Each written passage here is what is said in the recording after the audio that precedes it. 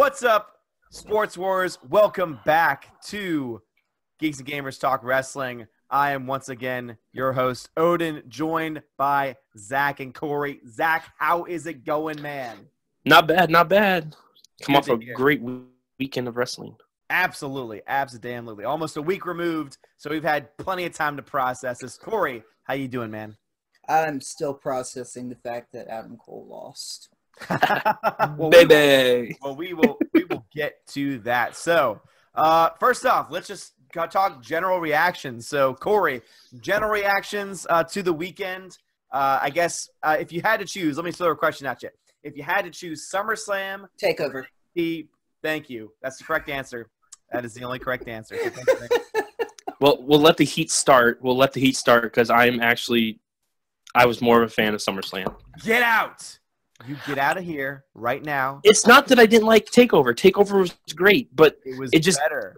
No, SummerSlam was 5 hours, most of which was filled with nonsense. The first time WWE has put 5 hours of wrestling on that I didn't fall asleep in. So SummerSlam was better in my opinion. Sorry. I enjoyed everything NXT did, and NXT did great, but I have some issues with the matches, specifically your boy Adam Cole and Ricochet, who neither one of them brought their A game in my opinion. They had one great spot.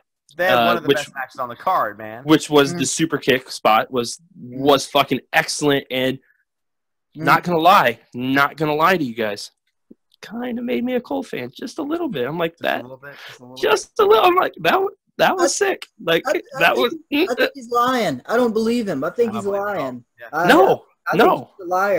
I thoroughly enjoyed. You are a liar. Liar. I thoroughly enjoyed SummerSlam all the way up till the end when Roman Reigns left as champion. Well, duh. Well, obviously that's when everyone gets stopped. And also, here's what pissed me off the most about the show. There are two things that pissed me off the most about SummerSlam. The first one is the fact that the card was awful. And what do I mean by that? This has been a notorious problem for the main show pay-per-views, is that they put on, I feel like it's been like 3 or 4 pay-per-views in a row now. Why in the hell is AJ Styles with the WWE Championship being put so damn low on the damn card every single damn time? The card makes no sense whatsoever. It's just random. It's stupid. It's awful. So that's my first big issue. My second biggest issue is, of course, the Roman Reigns situation. But it's more so because they teased the fans. They said, screw you fans. We know what you want, and you're not getting it. And it was so bad because they caused that confusion so that guess what happened? Roman Reigns did not get booed off the television. Why? Because everyone was like, oh, but he's still there. He could get his briefcase. It's going to happen. And everyone was like just kind of confused. Which is why isn't that everybody's fault? Which is why Monday Night Raw was fantastic because guess what happens? He comes out, chorus of boos, you suck, you still suck, and it wasn't until Finn Balor's name was mentioned that anyone cheered for him. So you know what, Vince McMahon, I hope that you're watching this. I hope that you're listening to this right now because you are total hot garbage. You have no idea how to run a product. Your best days are far behind you, back in the Attitude Era, which we're going to talk about later this week, and that's all I have to say about that. Anyway, go ahead. Take it over. I mean, SummerSlam sucks. I'm not dissing you on the card lineup, which was trash. So I agree there. But the guys and girls, in my opinion, brought it. Everyone brought it. Everyone did exactly what they're supposed to do until we got to the end. I'm sorry, Joe Styles was a great match. Joe's promo in the middle was a great match. Oh, no, it was a good match because you could tell they were being held back. That is not the match that they could have. It reminds me of the first AJ Nakamura match where it was like – which was a great build, to a great feud. It wasn't quite there. But that's what I mean, though. It's a good match. It's a match that plays its part. But to say that it's a great match, I think, is a little bit of a stretch for me. That was a great opening. That was a great opening to that feud, though. So yes. How can it not be a great match? It's a good match. To possibly what will build to be a great feud, hopefully. I mean, the worst match on the card, in my opinion, one of the worst matches on the card was fucking Seth Rollins and Dolph Ziggler, who should be two of the guys that are pushing on like one of the best matches. You think that was one of the best? Oh my goodness! No. Once again, it's two guys that did No. not deliver exactly what you should think or should they have done. Did. No. Okay, I think what. Okay, and this goes. The spots in that match are just with you saying that you enjoyed SummerSlam more than you did NXT. I think you're at the point where you have gotten your expectations to the point of they can't get any higher. Therefore, since the expectations are way the fuck up here, everything else that usually is like, what is this? You're giving it more of a benefit of the doubt because it's never going to touch this. It is never going to touch this. You're 100% right, Corey. all I'm gonna say about this though is that I'm sorry, but you need to look back at the inverted superplex off the top rope into the essentially the inverted Phoenix. What was it? Yeah, no. I'm sorry. The spots in that match. You're going off of spot on. There's the problem right there. There's the problem of wrestling fans today. And this is not just you. This is everybody else. Everybody's always wanting the spot. Oh, are you going to talk about the Young Bucks now? Are you talking about the Young Bucks? Exactly. Those guys and everyone else in spot monkey junkies like Jeff Hardy, fucking the Young Bucks, all those douchebags that have watered down wrestling from what Owen Hart, Bret Hart, like DDP, Macho Man, all those guys, Ricky the Dragon Steamboat, Ric Flair, any of those guys would outperform any of the guys on today's roster for the simple fact that the matches from beginning to end were solidarity. They weren't going for a spot. They weren't going for a moment. They weren't going for any bullshit like that. They were going to have the best full match. Not a spot junkie. They don't, and it's not even really the wrestler's fault. I see what you're saying with that, but I don't see that as the wrestler's fault. That's something that has been grown into. I mean, it's the proof. It's the. I'm sorry to cut you off, Corey, but this is what is frustrating to me about wrestling is the producers and stuff are going for them moments. The WrestleMania moments. Fuck those WrestleMania moments. Give me a whole match that's a wrestling moment. If you want a wrestling moment, put Stone Cold and The Rock face-to-face in the ring for 20 minutes and just let me look at them standing there, looking at each other, looking at the ring. Like, that's a fucking moment I want to see. I don't want to see some junkie jump and flip off the fucking top rope to get a wow crowd. If you want to have a full match that's worth a damn, do it the whole time. That's what made Jeff Hardy, Matt Hardy, the Edge and Christian, and Dudley Boys work when they did the TLC matches. Is if you go back and watch those matches, they're not spot matches. That's a full fucking match. No, it is not. Go back and rewatch it. Go back and rewatch it. Why are those matches remembered so much? Because of the insane spots that those guys did. The only reason that they're remembered because of the spots is because WWE or WWF shoved it down your throat. That is the only reason. But you go back and rewatch those matches, it's a full connection.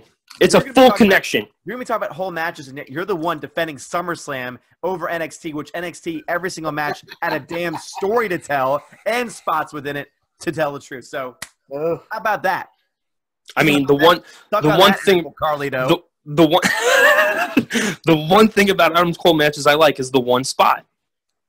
Otherwise, that match was not enjoyable to me. Oh, it was so I enjoyed Velveteen Dream and EC3. That was the weaker match on the card.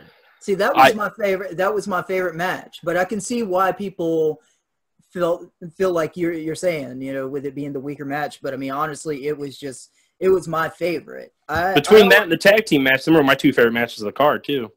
I was not disappointed at all by the North American title match. I was not disappointed.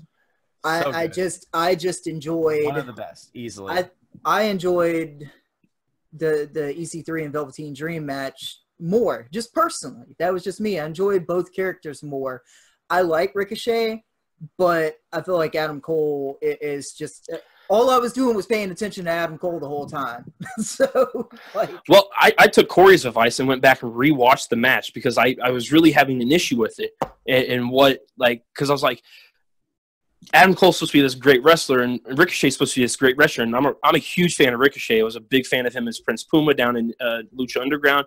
Anything he's done with Will Ospreay and all those other guys on the independent scene. So I have followed Ricochet not so much Adam Cole, because I'm sorry, he does not fit my tongue when it comes to taste of wrestler. I don't care for him. I'm not saying he's a bad wrestler, not saying anything that, but you have these two guys that have been built up to be these spectacular spectacles of the underground wrestling scenes, the indie scenes, and they came on there and they did not, in my opinion, deliver a full match. No, yes, no. You can go back and watch any of their. That match was fantastic. You can go back and watch any of their matches outside the WWE, and those matches will blow the fucking one at Takeover away. Okay, but just because they had better matches outside WWE doesn't make that one match. There was no story behind that match. There was no story behind that match. Oh, what? No. The whole story was that Adam Cole was telling Ricochet that he was not special, when everybody knows that Ricochet is special, and that is Adam Cole is pushing. That's what made that agenda. match Right, so damn awesome. Was every time Adam Cole said, "You're not special.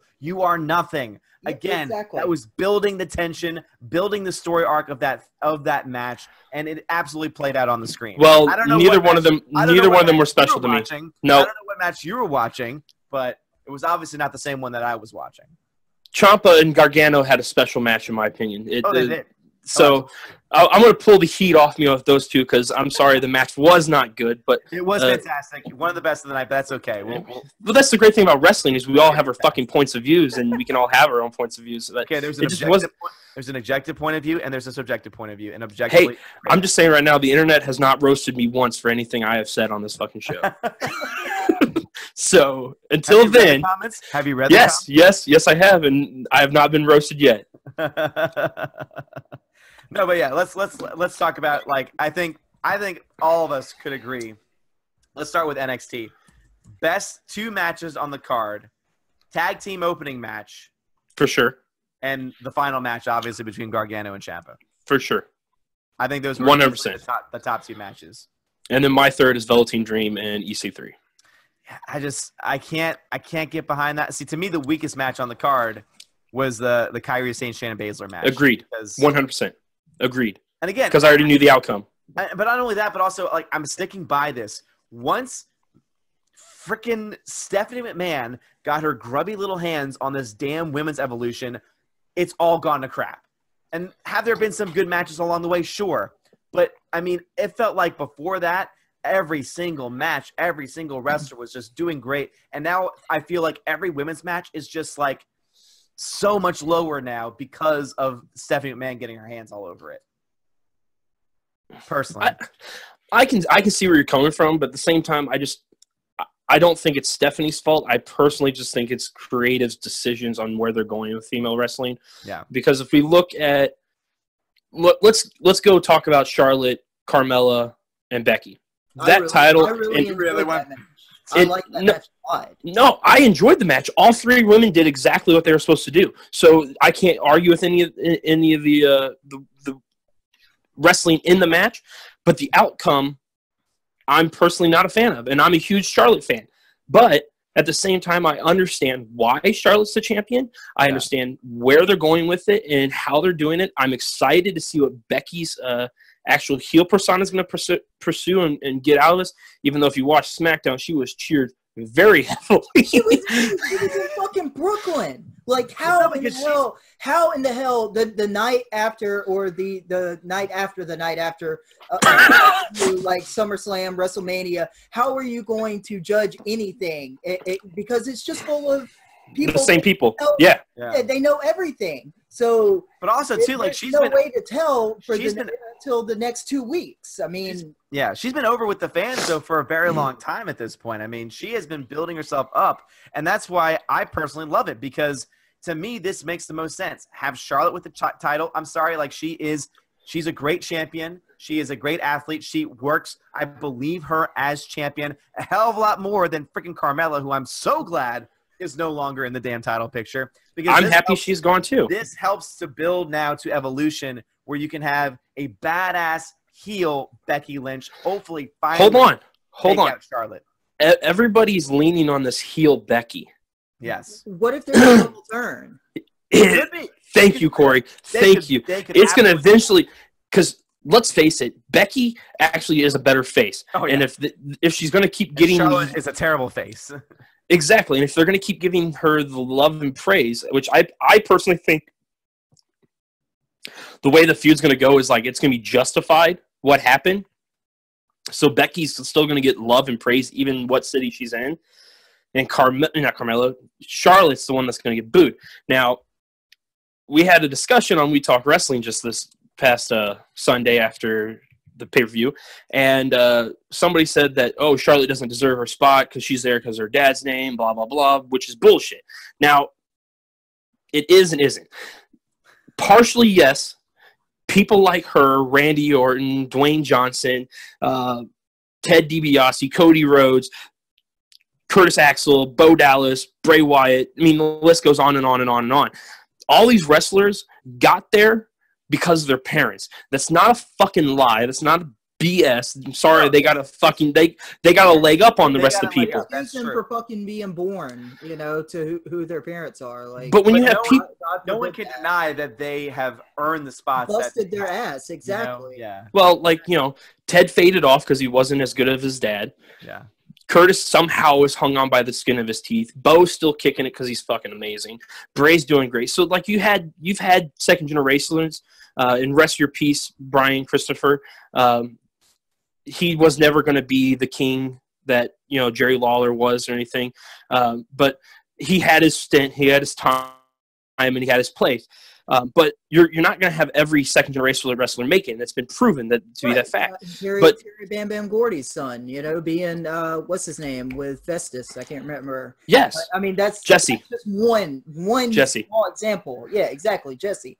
I mean, there's a lot of examples, especially if you go back into WCW and even the NWA days. There's a lot of examples, and even in WWF too. I mean, there's tons of second and third generation people. Carlito, Primo, Epico.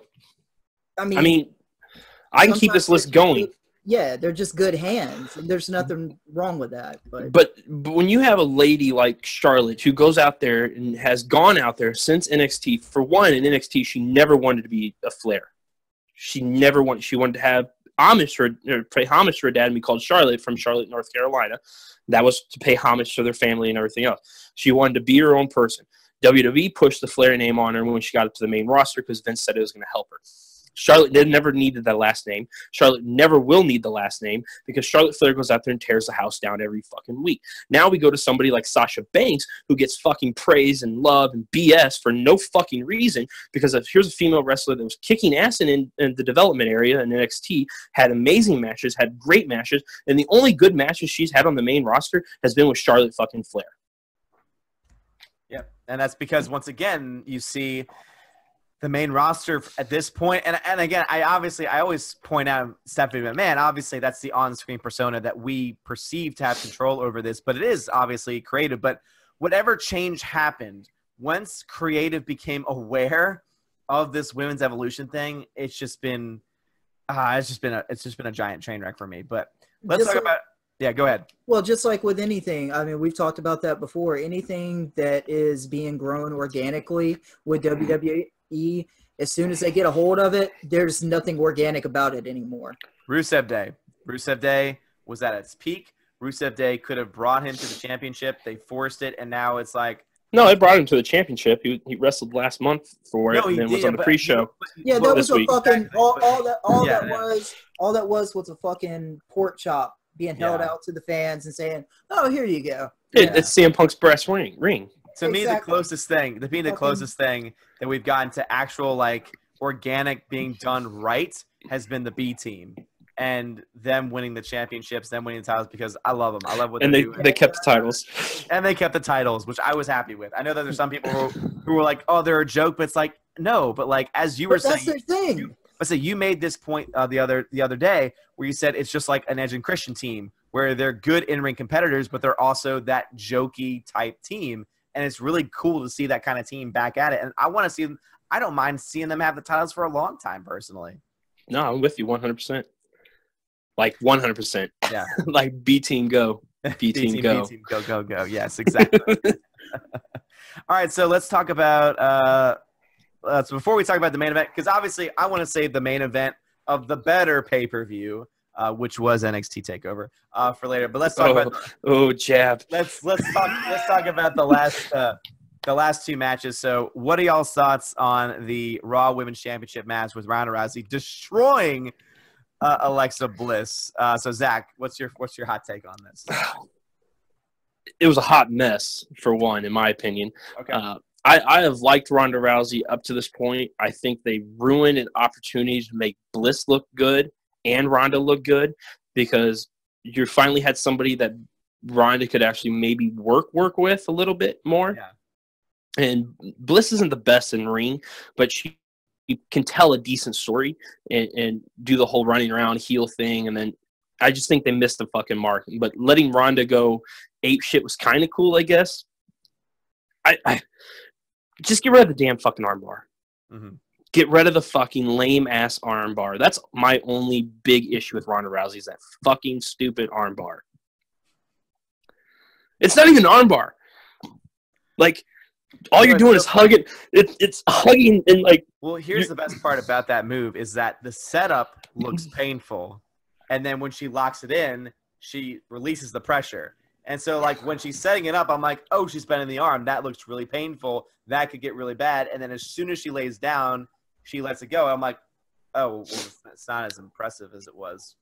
Becky Lynch's fucking armbar is 10 times better. Like, I'm just yeah, absolutely. You have an MMA fighter that has a shitty-ass fucking armbar lock when Becky Lynch is pulling off the disarmer and literally looks like it's ripping somebody's fucking arm off. Yeah, very true. Corey, what are your thoughts on the Ronda Rousey match? I thought it was handled perfectly. I mean, I like Alexa Bliss a lot. I'm a big Alexa Bliss fan. When people started turning on her after she, got the last title, I mean, I was like, what are y'all talking about? She's doing the same shit that she's been doing, that you've been cheering about. And then all of a sudden, now that everybody else likes it, boo her. She's just, blah, blah, fuck that. No, I like Alexa Bliss. But in terms of that match, I thought it was handled perfectly. I think that's what they need to do. Ronda is going to get better. She's going to get better. I mean, unless something happens and she gets hurt or something like that, or she hurts somebody. But I just think she looks vicious. She looks violent. She needs to be that. That is her persona. And she's got some, of course she's got things to work on. I'm not a fucking wrestler, so I mean, I can't sit here and critique everything that she does, of course, but just from my point of view, watching her, when she slings somebody around, it's like, holy shit, that looks like that hurt. Like, that's scary. And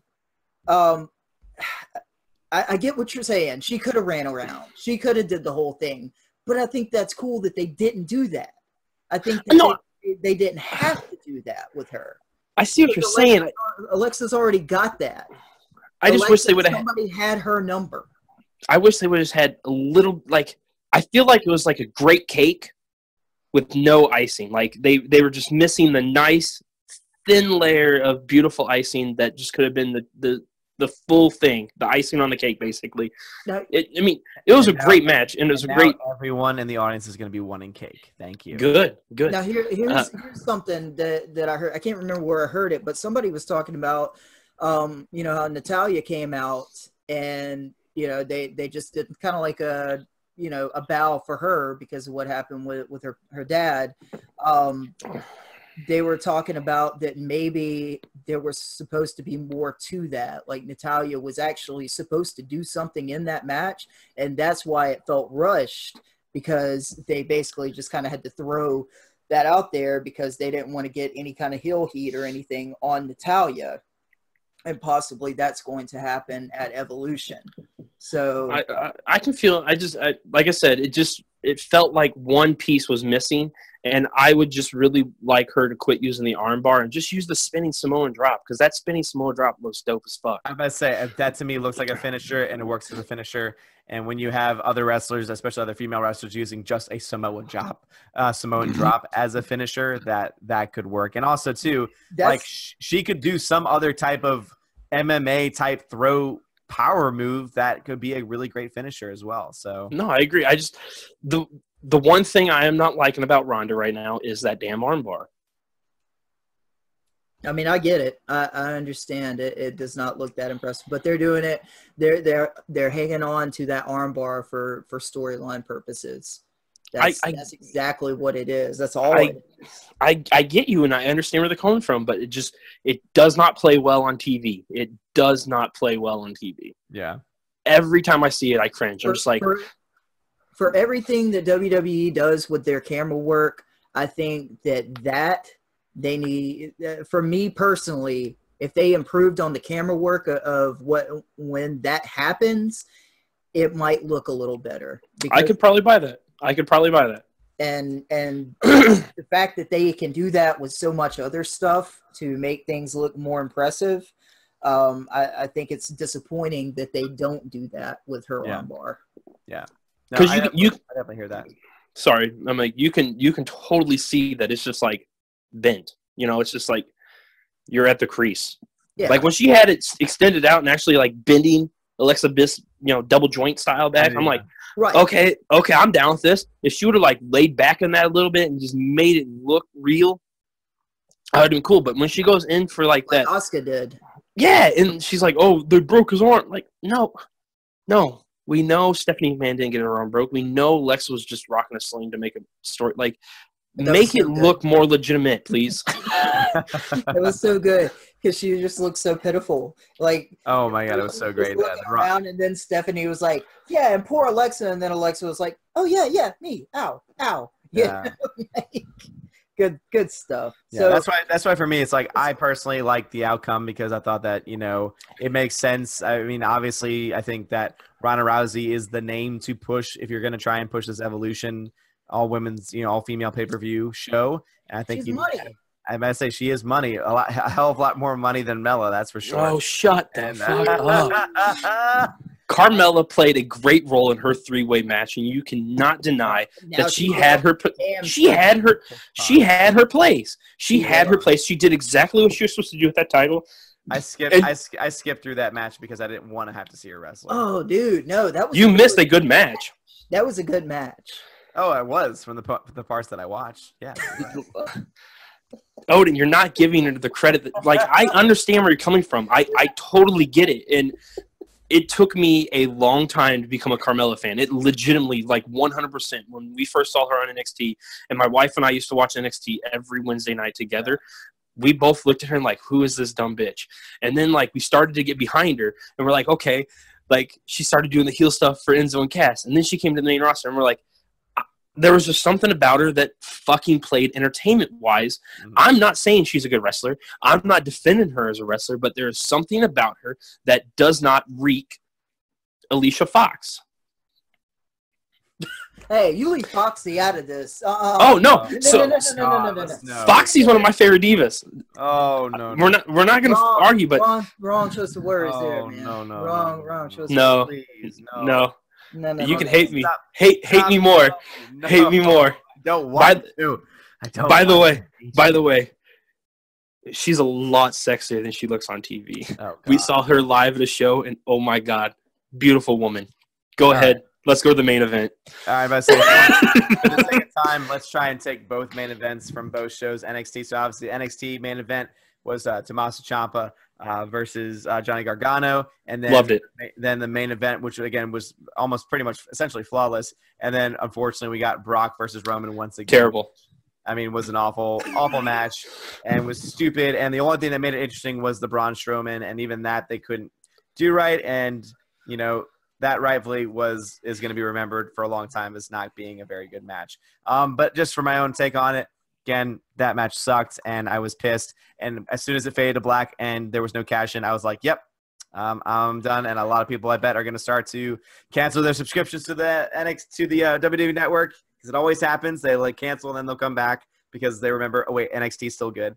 And and then of course I'm a sucker. Getting to that, I have had my subscription since day one. Yeah, same here. Day one. Same here.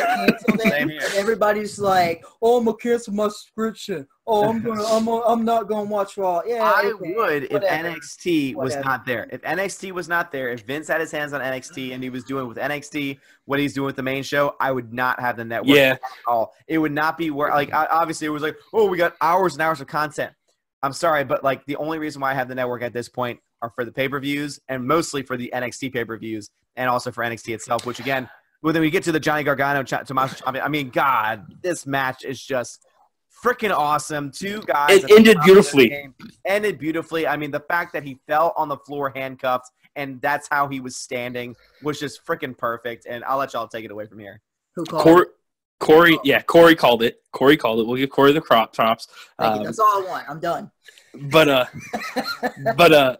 the way it ended was so spectacular. And Cory and I talked about it on Sport Wars when we went live after the show and had a little discussion about we missed it. You, Odin. We missed you. I know. I wish I could have been there. But I had. Are you even Facebook?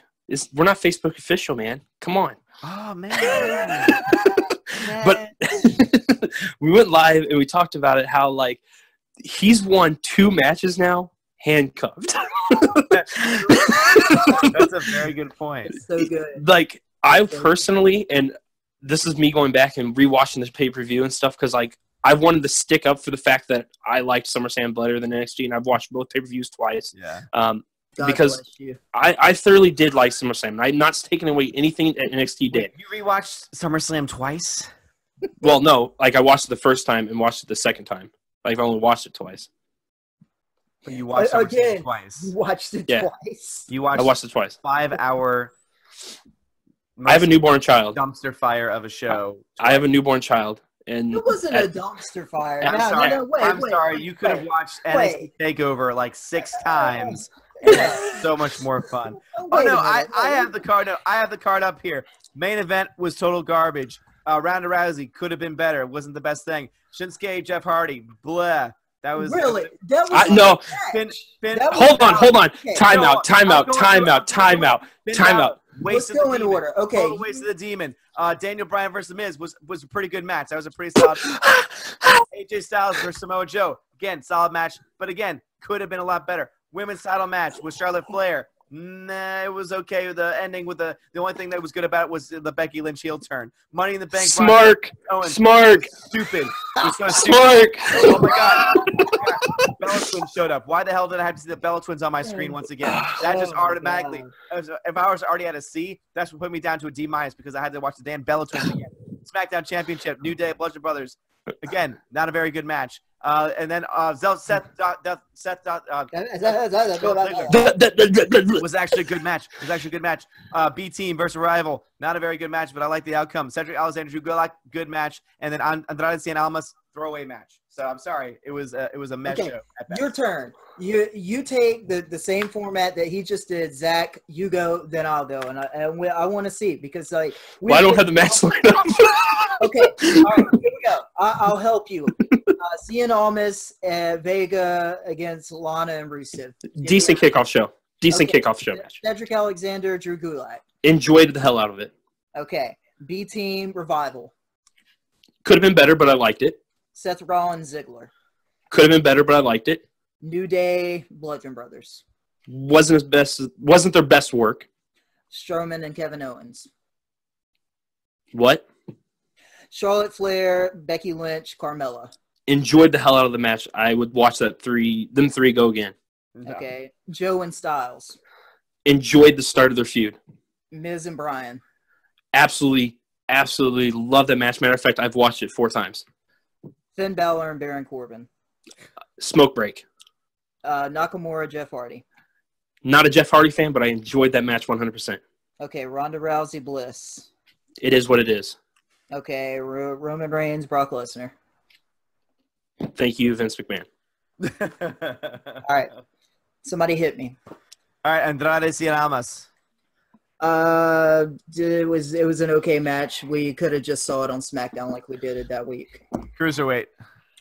It was. I thought it was a pretty good match. I know I'm on the outside looking in. B Team Revival. I like the ending. Rollins Ziggler. I really enjoyed it. I thought they've had better matches, but still, that doesn't take away the fact that I thought that was a good match and a good opening match. Bella Twins showing up. Next. New Day Bludgeon. That I really enjoyed that match, and I hate that Rowan got injured, but I liked that they set up to make New Day look like they were pushing 110% to do whatever they could to take out the evil, gigantic Bludgeon Brothers, and the Bludgeon Brothers looked desperate as well. I thought the storytelling was great in that. Braun KO. I thought it was fantastic. It was a little shorter than what I thought it would be, but I did call that. I didn't say squash, but I said Kevin Owens was going to try to run shenanigans. Braun Strowman was going to be Braun Strowman, and Kevin Owens fucking got lifted a half a foot off the ground after being fucking choke slammed. So how the fuck can you not like that? I love Kevin Owens, but he bounced. SmackDown Women's Championship match. Thought it was great. Enjoyed it. Carmella played a great part. She talked a bunch of shit. Hey, you hush. It's my time. So I just said one. I said one word. That's now. You said 3. 4. Oh, you're gonna call me out. You're gonna call me out now. You don't want me to start talking, because I'll talk. You can talk after I'm finished, but go. Let's see. Samoa Joe, AJ Styles. Thought it was a great match. I loved how they pulled in different elements.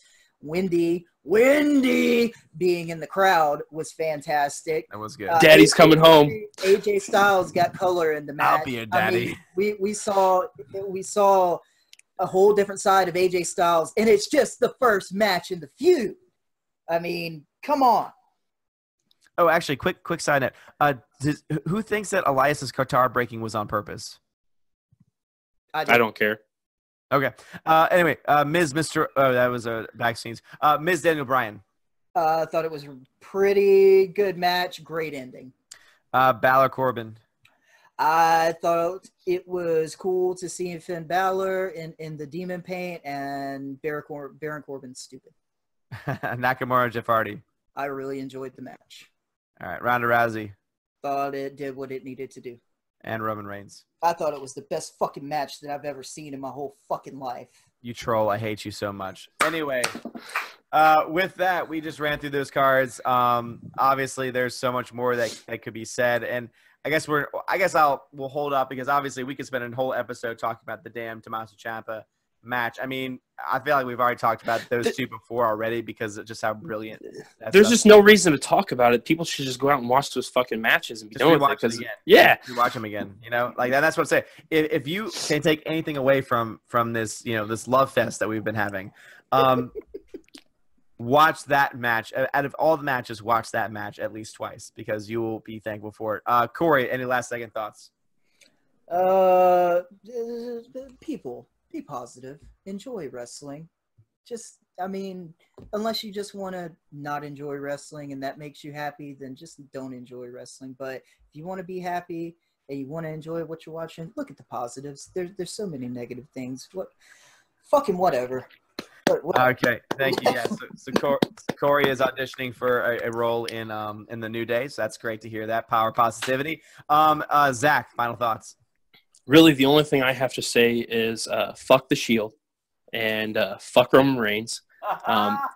Dean Ambrose and Seth Rollins have now become not my friends. Like, I don't want to watch you guys anymore because you have to go party up with. Like, can they just say, no, Vince? Like, no, Vince, we're not doing the Shield again. No, Vince, we're not protecting Roman Reigns. No, Vince, we want to do our own thing. Try no, Vince, show without us. No, Vince. I think they like. No, Vince. I think that's a perfect message to end it. Any wrestlers, guys, just say no to Vince. Because fuck you, Roman Reigns. Once you start doing that, the show and the product will get better. And guess what? You'll make more money because God knows I'll buy more merchandise. I'll actually go and see the shows live. Wait a minute. Speaking of merchandise, did you hear that John Cena is no longer the #1 merchandise seller in WWE, that it is now Roman Reigns? You want to know how that is? Because Roman Reigns has his merchandise like 30 times over. He has like 4 shirts, 5 shirts, something like that, plus his Shield shirts. Who's you fucking tell me? I mean, like, seriously, every single week, the people going to see the shows overwhelmingly at least 60-40. At least 60-40, usually more than that, are booing the hell out of him. So who in the hell are buying these damn shirts? Anyway, guys, so we could have a whole episode dedicated to Roman Reigns. All right, So on behalf of no, for God, no. on behalf of the Geeks and Gamers team and the Sports Wars channel, we want to thank you so much for joining us. Have a great day, and as always, God bless. Have a good one, and we'll see you next week.